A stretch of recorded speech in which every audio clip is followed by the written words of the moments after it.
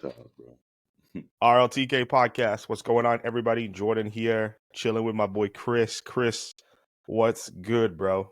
What's up with it, man? Hey, How you chilling, doing? bro. Enjoying life, sipping coffee. Yeah, I'm gonna sip some more right now, actually, because it yeah, tastes so good. man. Look, Mm-hmm. I ain't gonna lie, man. I've enjoyed coffee. I remember when I was back in junior college, and I wasn't really into coffee, and then I had my first It's sip. probably because you weren't a Christian. That's why. It's probably so. Yeah, that makes sense. It did. What was it? I used to pour like ounces of sugar in there. Like it was crazy. I treated it like Kool-Aid. You know how Yeah, you black disrespected the coffee, bro. disrespected. I treated it like Kool-Aid, and then I just got used to black coffee, and I don't drink nothing but black coffee. I actually drink coffee more than water, to be honest. Yeah, I don't know. I don't know if that's a health hazard, but Probably. I respect Probably. your coffee connoisseurness for sure. Yeah. And I'll Yeah, drink you it got. I'll drink it anytime too. Like Yeah, I know you will. I see you be drinking it before bed. I'm like, that's yeah, next level, bro. I can't facts. do that. Oh I need man. I need at least like 2 or 3 hours before. Like you be sipping it before you go to sleep. That's crazy to me. Yeah, exactly. Like I fall literally asleep right before. You might in fall asleep with it in your hand. my Facts. Big facts. That's crazy to me. No cap, I'm telling you. But yeah, bro. So what are we getting into today? Oh man, well, I mean, this is gonna be our last podcast until next year. And Yep. so today we're just gonna really reflect on what we have learned this year, what we learned about Gen Z, what we learned about ourselves, and really just want to talk about our hope for Gen Z for next year. Because we're still gonna, you know, have these conversations. We're Yeah, still we going are. to, still dabble into the ideas of what things mean and how can we help Gen Z, 100%.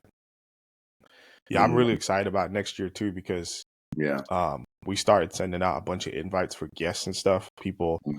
Some people that have been on before, some new people, and just continuing to have these conversations and yeah, hoping that these are beneficial for the listener that is continuing to try and engage the next generation in conversation yeah, in ways that they understand so that, the gospel can be introduced to them and that they can meet Christ. You know what I'm saying?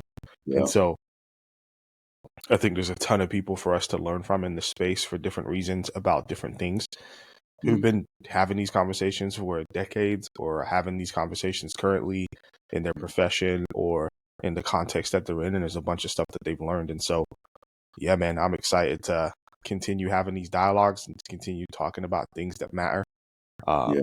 and hopefully helping influencers have better conversations with young people in their context. You know what I'm saying? So yeah, bro, I think it's going to be 2024 is going to be dope. Yeah, I agree. I'm excited too because, like, speaking about what we learned about Gen Z, things that we learned. Something I've learned about Gen Z, I don't think I fully grasp like what it means, but I noticed it. Like, I noticed it in how they dress and how they do art. I even notice it in marketing strategies. Like it's like Gen Z is very abstract. Like it's not Facts. like it's interesting to me when I watch them, live their lives and how they paint pictures of things and how they discuss things. It's like it's very abstract to me. And it doesn't make sense, but it's meaning somewhere with inside of it. And Yeah. like, to a degree, I think that's how their mind is, how their mind works. And again, I don't think I fully understand it. It's just something I've caught on to, and I'm trying to understand what that means. But No, that's good, bro. abstract is the best word I can come up with when I think of Gen Z. They're abstract in thought. Yeah. When I You know? think about what you're saying right now, I think about aesthetics, Yep. right? Mm-hmm. And that whole movement of like having different aesthetics, like this aesthetic culture.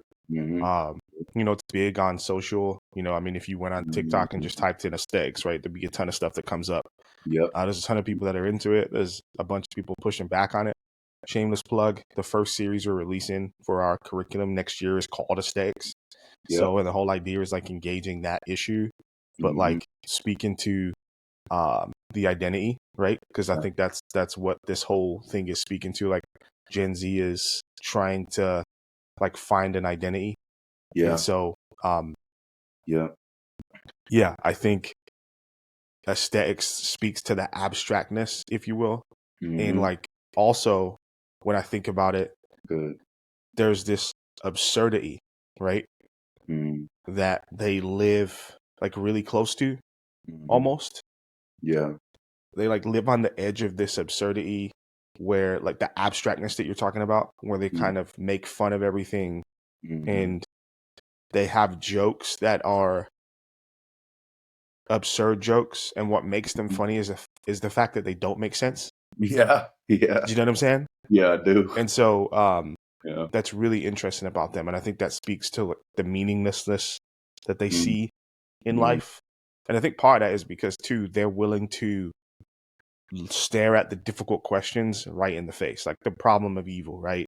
Mm-hmm. um, Poverty, Mm-hmm. uh, Injustice. social justice issues, right? They're Mm-hmm. they're like political issues, like all of that stuff. They're willing to call it out for what it is, or talk about it for what they think it is, right?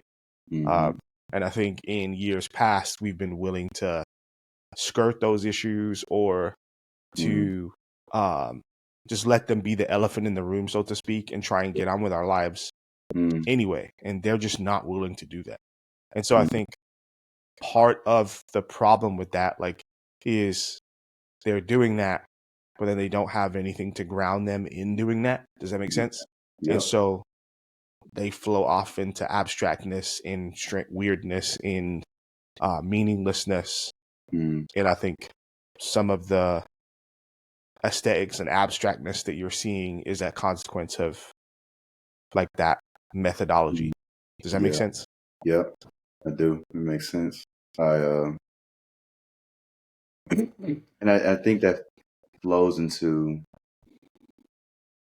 like another thing that I've learned was, the desire for hope, for how it's Mm, hard to see it in the real world. And it's interesting that when you have hope for something, but you can't see it in the world, that's a very big issue. That's a big problem, right? Like you have hope for something that can come true. You have hope that something will happen. But when you look out into the world, into your life, when you go back home to things and you see the chaos, you see the destruction, it's like it dwindles away. It's mm, like I don't think it can actually happen, because I mm, like they don't have the perspective of hope. mm, And um that's something that I think Christians and all the influencers, we're going to have to really dive into the perspective of hope, right? Faith is the substance of things hoped for, things not seen. That is a perspective, right? That is how you perceive things. And I don't think they have the perspective of hope, how they ought to look at life, right? Because we have hope, right? Y'all listeners, y'all have hope. But where does your hope lie in, right? It lies in Christ. It lies in what he's going to do and what he has done, right? So it seems as though hope has a particular way of viewing things that um, that hasn't happened yet, you know. mm.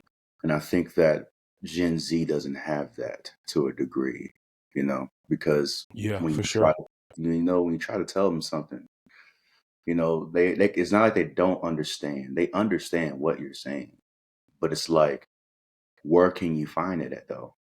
Mm, Like, where is that at that you're speaking about? And so like the perspective has to change with Gen Z, and I think the hope aspect of it is it's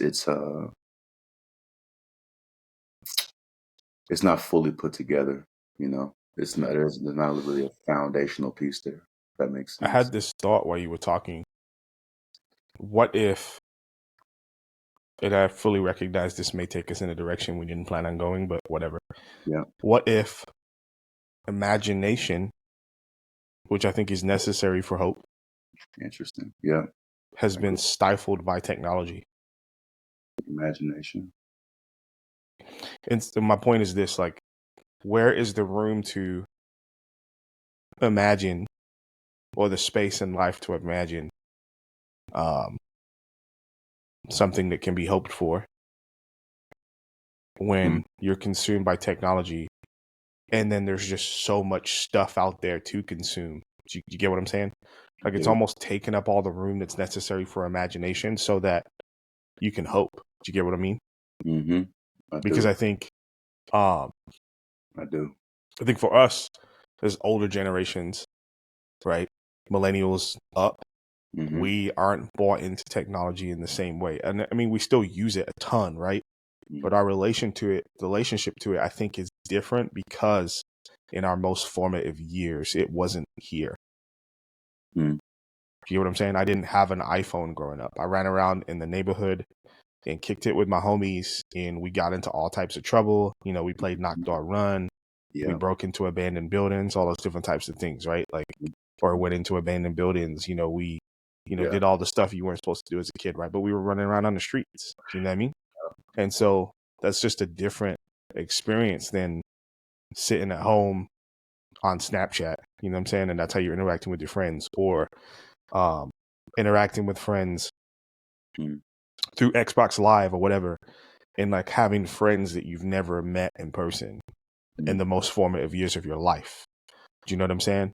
Yeah. Like, that's just different than our experience. And I think that shaped them in a different way. And then I think, once again, technology, all the apps, all the different types of things that you can do, Yeah. um, the ways that you can do it, the ways that you can recreate yourself. So maybe there's imagination in a different way. I don't know. Maybe that is it.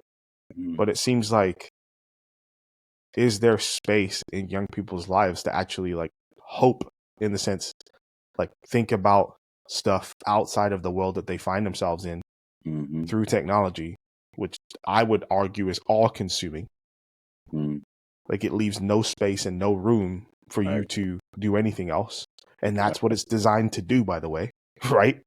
distract. Um, Yeah. yes. Or Grasp attention. consume. Yeah, consume you. It's designed for that. You're the product, not social media. You're the product, not the app. It's designed to keep you on it for as long as possible. You're the product, not the Xbox. It wants you to play it for as long as possible and spend as much money as possible, right? And so, if that is true, then what it does is it invites you into a different world, right?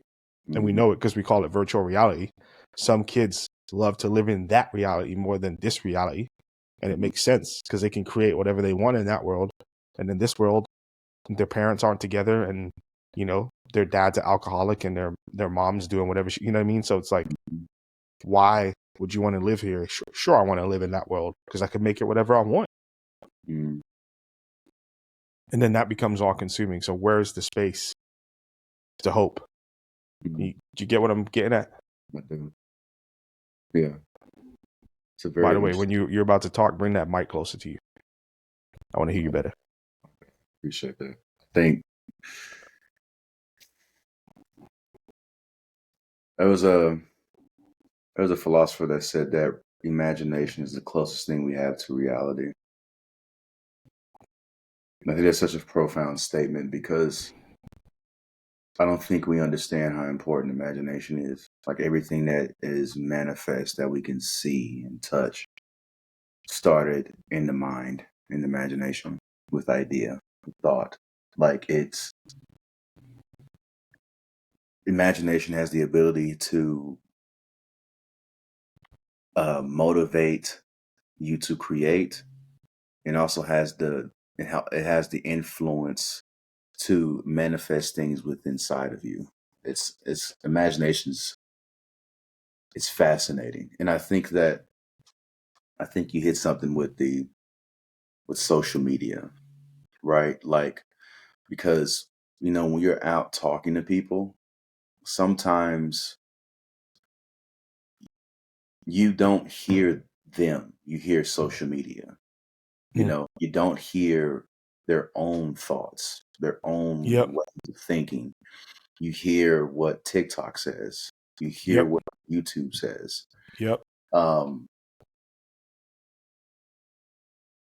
and to a degree you're correct. Like, s- social media sorry, social media technology has somewhat dulled the tool of imagination, because you don't have to really imagine too much when it comes to thought and figuring things out. You don't have to hop into that realm and try to put ideas together, because there's too many. There is enough, an abundance of opinions on social media.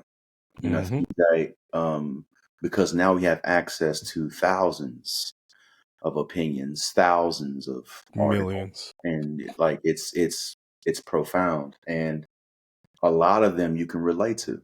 You can find a community, a bubble that you can hop into, and then you really don't have to think any further, because people just resonate with what they say with each other, and it doesn't force you to imagine something opposite. Think of something different. I think it was who I think it was Hegel. I think it was Hegel. Yeah, it was Hegel. He talked about, like, the idea that truth is scattered, right? Mm. One group of people doesn't hold truth. And he said what you have to do, since truth is scattered, you're going to have to dabble into people you disagree with. You're going to have to use reason and to see, is there truth in what they're saying? Because one group of people doesn't hold all truth. And and I don't want to go into the discussion of what truth is. I mean, we could talk about that next. But I understood what he's saying, in the sense of, understand, you don't have everything. You don't know everything, right? You're not right about everything. And when you look at social media at a larger scale, people are not trying to dabble in other people's ideas, because people don't want to be challenged in their beliefs. And so, like, it leads to a whole lot of things when it comes to what social media has done.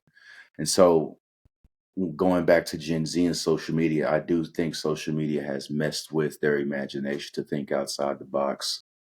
And when I say think outside the box, I'm not saying in the sense of, like, um, their creativity and what they can do, and their culture and the arts, and how they dress, stuff like that. I mean, in the sense of, the world is telling them something, and they believe it. Yep. And so, I believe that. Yeah, it makes Yeah. sense to me. And I think imagination plays a very big part in that. That's very hard to understand, though, how imagination works. Because if Yep. um, imagination sits, like, no, I think it's hard, man. I don't know. I don't know how to put that in words. I don't know how to put Yep. that in words. It's very difficult, because imagination plays a very big part in the human ability to have hope and have faith. You I know, think so. I think if you so. don't, if your imagination is tainted, or um, um, Stunted, maybe. locked off, right? It's hard to have Hmm. faith in a lot of Yep. stuff. Yep. So Agreed. But yeah. here's another thing I would say I learned about Gen Z this year, or Mhm, just this generation, young people in general. I think a lot of them are in pain. mhm, A lot of them yeah, are hurting. yeah, Um, the loneliness, the disconnection, the isolation that they feel, mhm, um, the longings that they have. even, and this is like interacting with, rich, poor, black, white, Yeah. like it doesn't matter. And like, obviously it looks different, you know, it expresses itself in different ways. But I think just seeing how disconnected and lonely these kids are, and how misunderstood they feel at times too, is pretty interesting. And so one of the hopes I have, I mean, and I'll get to that later, but yeah, just that disconnection, that loneliness, that sadness, like whether they're popular and they've got a bunch of friends, whether they're not popular and they don't have a bunch of friends, like just seeing the same things across the board. Yeah. You know, are they good enough? Are they pretty enough? Are they strong enough? Are they intelligent enough? Do they have what it takes? Like asking themselves all these questions. And it's really interesting. Once again, I think some of this stuff comes down to technology and the comparison game that they're playing through social media. And, whether they have parents, mentors, guardians that are actually paying attention to them or speaking into their lives about those things too. Because obviously there are young people around that have confidence and aren't bought into social media technology, and the ways that things are happening in the world today, in ways that other young people are. Even though to some degree they're still bought in, right? Like they're teenagers trying to figure it out and, getting caught up in groupthink and different things of that nature. I mean, we're all guilty of that on some level. And so, yeah, it's really interesting to just see that even with kids that have highly involved parents still wrestling with the same things. And I think once again, the common denominator is like technology, social media, and the influence that it's having on them, right? Because it's not just about, it's the time that gets to form you and shape you, right? Like it gets more time than anything else. Like if most of us were to check our screen time, right? How much time we actually spend on our phone, how many times we actually pick it up per day, we'd probably be shocked. You know what I mean? Yeah. And so there has to be a real intentional like pushback against those things. And like, high schoolers ain't doing that, bro. Yeah. It's a primary method of communication. And then like most of them don't even have each other's phone numbers and stuff anymore. They have they communicate through Snapchat or they communicate through Instagram. Like you don't share your phone number with people anymore, which is wild to me. Like they call each other through Instagram. I'm like, that is weird, bro. I know, like, what do you have a phone number for? So strange. It is. But I guess like maybe they only give their phone number out to people who are really close to them, I guess. Yeah. But anyways, I think that stuff like all wrapped up together is contributing to that disconnection, that sense of pain, loneliness, so on and so forth that they feel. Like even how they conduct themselves in the context of relationships, like how ambiguous that process is of talking to somebody, going on a date. Are you in a relationship? Are you not? What does that relationship look like? Talking to other people, like all that stuff is just crazy. You know what I mean? Yeah. And so yeah, it's just, even though they have all this access and all this opportunity and all these cool things that they can engage with, delve into, opportunity, they're like as lonely and as disconnected and as in pain as I've ever seen. And so whatever it is we're doing isn't working in the way that we think it is.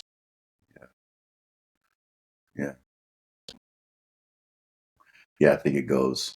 Yeah, it is interesting, right? They have the most tools to connect with each other as any human has ever had. Mm-hmm. And yet they lack satisfaction. It's interesting because it shows the lack of love within self, I think. I think that's one of the big things. Like learning how to really love yourself is it has to play a part in feeling satisfied in life, right? Because there are plenty of times where the house is full of people and it's like, I don't think anyone cares about me. Facts. You know what I'm Facts. saying? And it can make you feel a particular way. And then it makes you point the finger at yourself. Well, am I this? Am I that? And is this why they don't want to, be around me, talk to me, And so I think part of that is, you know, learning how to love yourself. And because you have to see yourself in a positive light, not in a negative way, right? You have to see yourself in a positive light, not in the sense that you are the person, you are that guy, but in the sense of, man, I just love who I am, man. Mm-hmm. Really enjoy how God made me, and I find that pleasurable. And it's not in a cocky sense, it's not in pride, it's just confidence. And Yep. when you lack those things and you look for it in other people, because people can't give it to you. Like, no matter how many times you compliment me, bro, if I don't believe in myself, if I don't have any level of respect for myself, if I don't love myself in a sense of ethics, treating myself well, then everything that you say falls to the ground.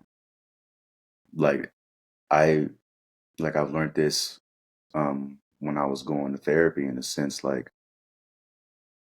I over the time of my life, I have developed the relationship with my own darkness instead of the things that God has done in my life, and instead of Mm. the things that God has put in my life, right? The good things that God has done in me, I ignore, but I pay more attention to.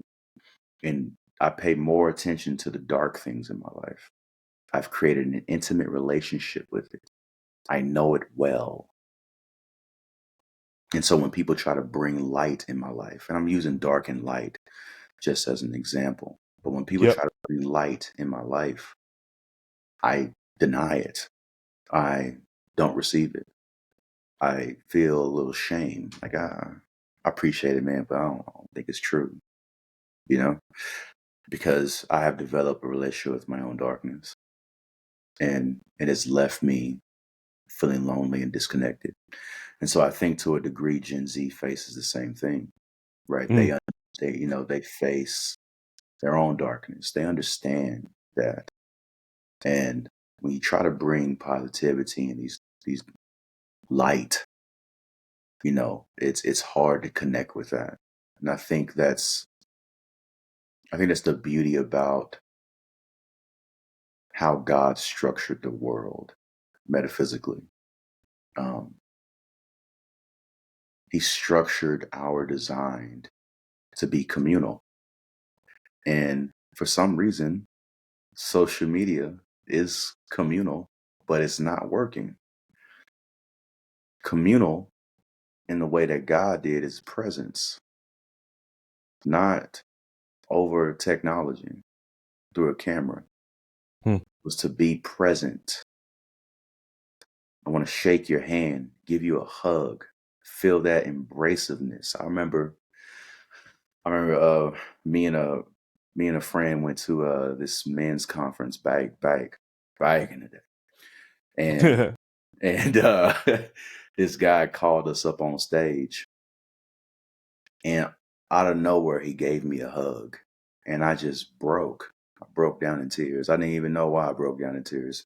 Maybe I gotta go back to therapy for that. But I just broke down in tears, bro, and I didn't understand why. I still don't know why. But what I'm saying is that embraciveness affected me in a way that technology cannot. And so I Yep. think what brings up an interesting conversation that we need to have is the ideal of God's communal uh, uh,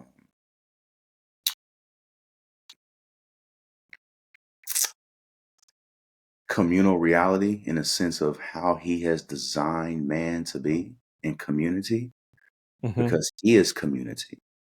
Mm-hmm. right? He's community himself. Yep. And so he put that in us to be communal versus man's attempt for community. I think there's an interesting conversation there. And so, anyways, that's why I think, I don't think we're doing community right. That's what I'm saying. I don't think we're Yeah. doing I don't think we're treating that gift well, you know? Yeah, I would agree with that. I Yeah. think when you think about social media, I think it comes down to some degree like telos, right? Like, what is its end? What is its design? Is it actually designed to build community? Mm, I don't know.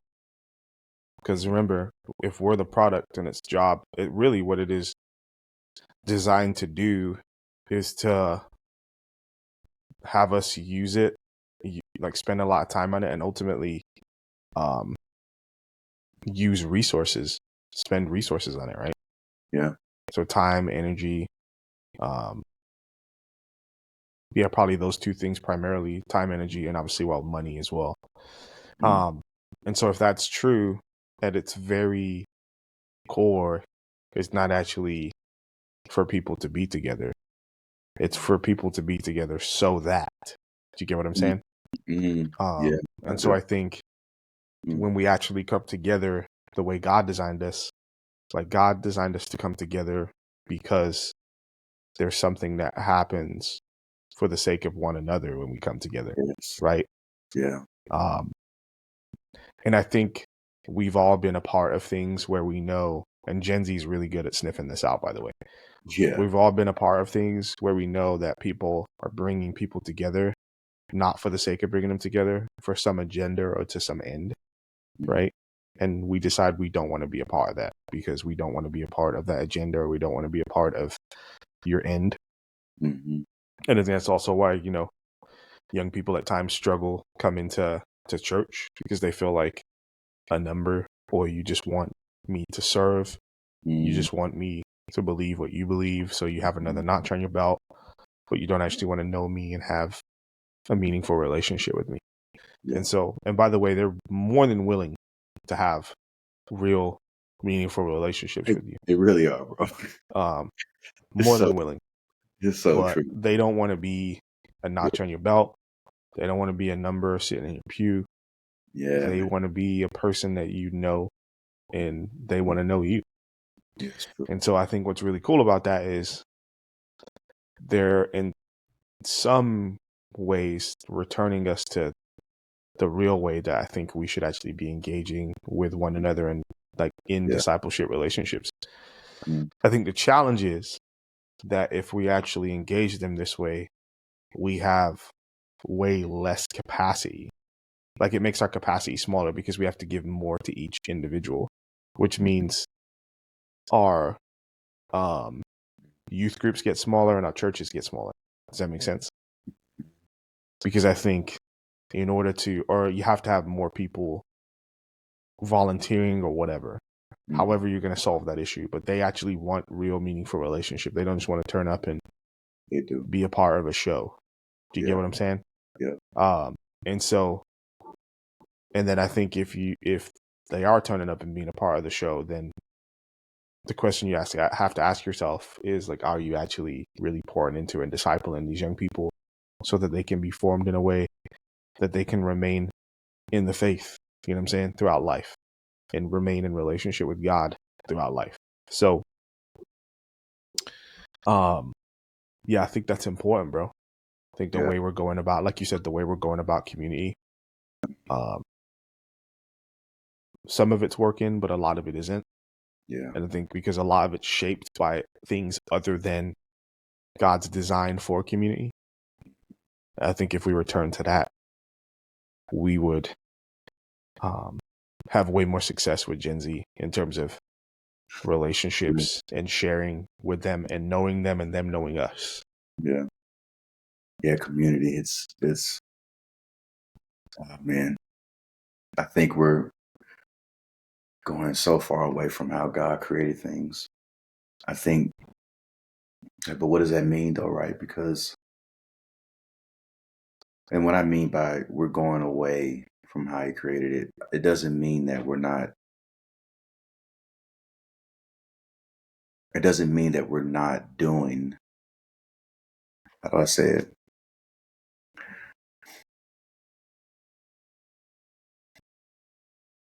We cannot live outside of God's creation.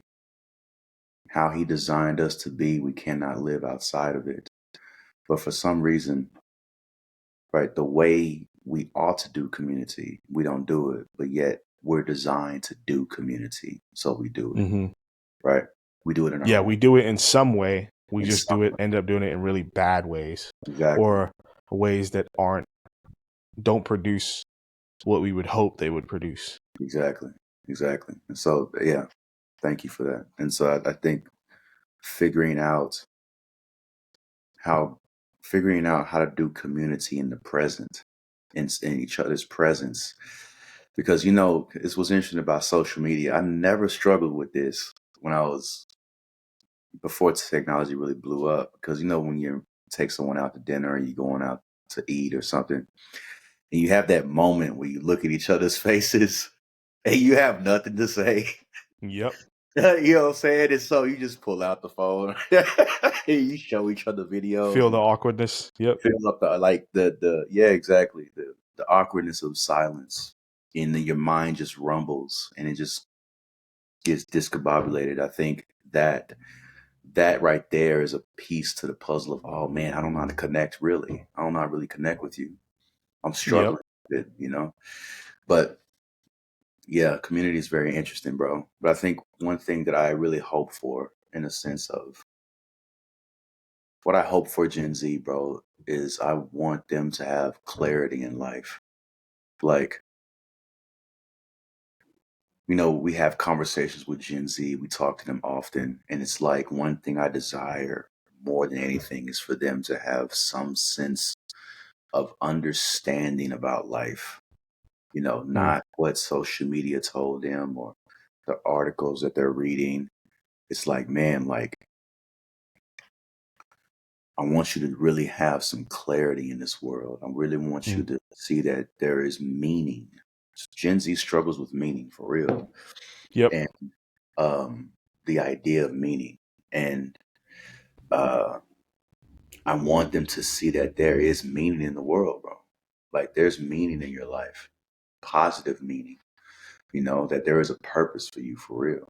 And how you were made is fine, you know. You're okay how God made you, man. And there's a reason for that. And there's a purpose for that.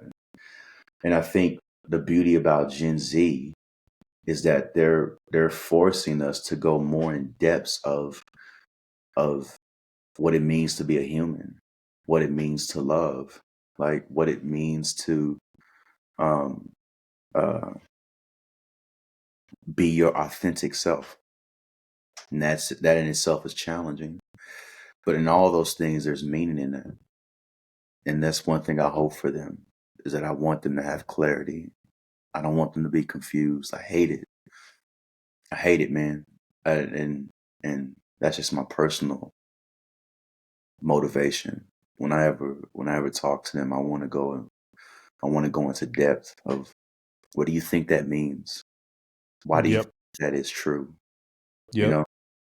So that's something that I hope for them, really. You know?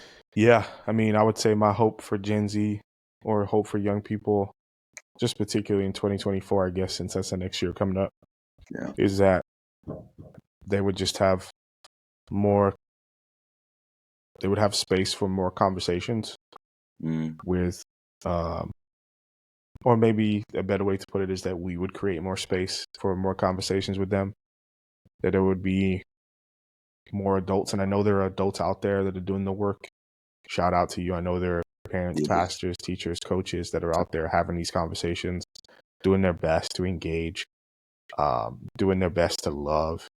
I guess Mm, my prayer would be there would just be more of that, there'd just be more space for them, and that we yeah. wouldn't be afraid of those conversations. We wouldn't be afraid of what they have to say. We Mm, wouldn't be offended. yeah. That we would see through the things that they have to say. We Mm, would hear the pain. We would hear the confusion. We would hear the longings and the desires, and that we would speak to those things Yeah. with the truth of the gospel, the hope that's in the gospel. I think that's what I'm hopeful for in 2024 for Gen Z, man, that we could just continue to do this work, and that I know there's a ton of people out there doing it, and that they would continue to do it too, and there would be more people that have like more conversations and create more space for young people because they need time, man. Like I can't remember. Yes. I was having a conversation with somebody recently, and it kind of shifted my perspective a little bit on like parenting, so to speak. Because they were talking about how, we were talking about this idea that obviously you spend way less time with your kids when they become teenagers, right?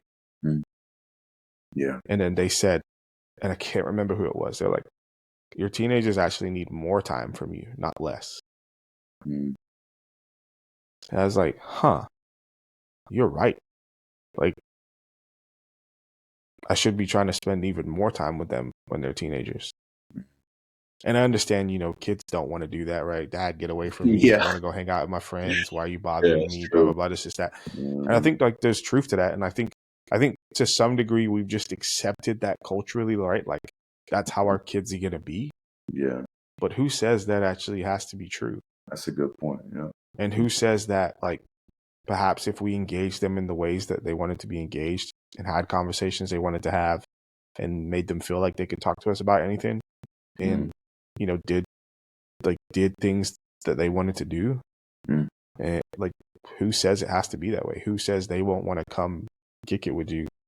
Who says they don't want to have their friends come over and kick it? You know what I'm saying? And chop it up and whatever else.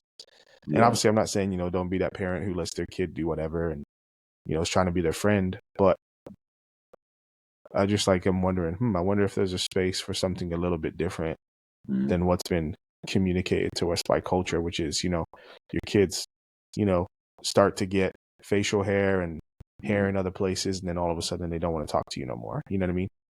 Yeah.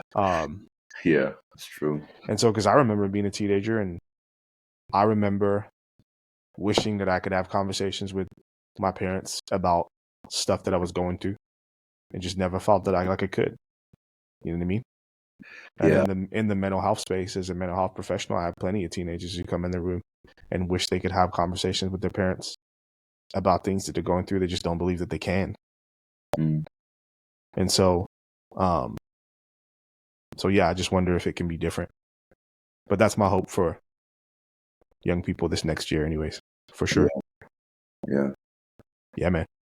Yeah, I think those things can come true, and throughout all the things that we've learned throughout the year, all these conversations we've been having, I've enjoyed every single last one.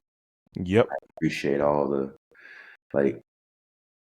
just a thank you for all the likes and subscribers, man. We appreciate you for rocking with us. Yep, 100%. It's a joy. It's a pleasure to be in this position. It's a pleasure to be in this space, man, because I think this is one of the hopes that God has placed is conversations, man.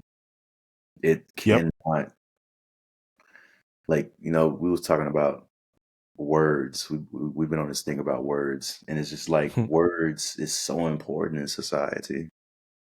Words shapes what you think matters. It has profound influence on meaning, and this space here is it's delicate. It's a luxury, Absolutely. But I think something that I guess I want to land the plane here, man, because something that now I'm thinking about I'm thinking about the things that we have discussed, and it reflects on me a little bit about my faith in God, like all the work that we're doing, we want to do. Like, I have to remember that it's going to have to be God, the one that increases all these things. Something that I've learned about myself is I have to rest. You know what I'm saying? Like I cannot force anything to be. Like I have to allow, I have to let God do His thing, and Yep. not get in the way of Yep. you know Hundred what percent. I'm doing. It makes me sit back and like, man, I'm a do what I can, but really, God, you're the one that's in control. You Hundred got percent. things seen through, you know? 100%. Yeah, bro. I'm looking forward to 2024 and seeing what God has in store. Yeah. And seeing how we continue to improve with what we're creating and continue to serve and love, care for people. And Mm, once again, like you said, thanks to our community that listens and has yeah. subscribed and follows us. We're grateful. And we want to continue to contribute things that are meaningful to you guys and that help you in your context engage with young people, whether you're a youth leader, whether you're a parent, whether you're a coach, whatever. We just want to be a benefit to you as you navigate engaging young people like we do. Yeah. And so, Merry Christmas, Happy New Year. Happy New Year. We'll see you on the flip side in 2024. Yes, sir. We love you, and we will talk to you soon. Remember, this is the beginning of the conversation, at the end. So, Yeah. you got questions, you got comments, you got concerns, you know to hit us up, and we can chop it up like we always do. We'll talk to you soon. Peace.